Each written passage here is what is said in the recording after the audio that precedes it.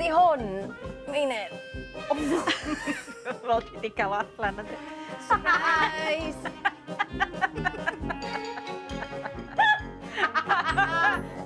Pan mae gen ti rhywbeth sy'n mor ddefn a cot yn llawn dillad, gen ti'n syniad. So ni wedi gallu deifio fewn I wilod o, a sgen ti'n syniad beth sy'r gwylod, ac oedd yr uncorn ma'n dod allan, oedd...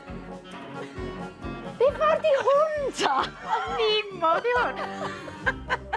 Nimo'n dod allan, oedd na lyfra, oedd na ddillad hefo labels, oedd na ddillad ddim wedi cael ei hagor, ond do, gatho ni lot o hwyl. A mae'n neis dod i'n nabod Meinir yn y broses a gweld beth sy'n gweithio iddi hi, beth sydd ddim, a trio dyfynu efo cynllun sy'n mynd I datrys I problemau hi chydig bach.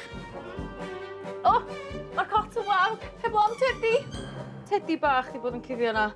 Sut dim ond di bod y cot yn wag I chdi? O, mae jyst I ysgafnhau gymaint ar y meddwl I, jyst wneud hynny I gychwyn yma heddiw yma.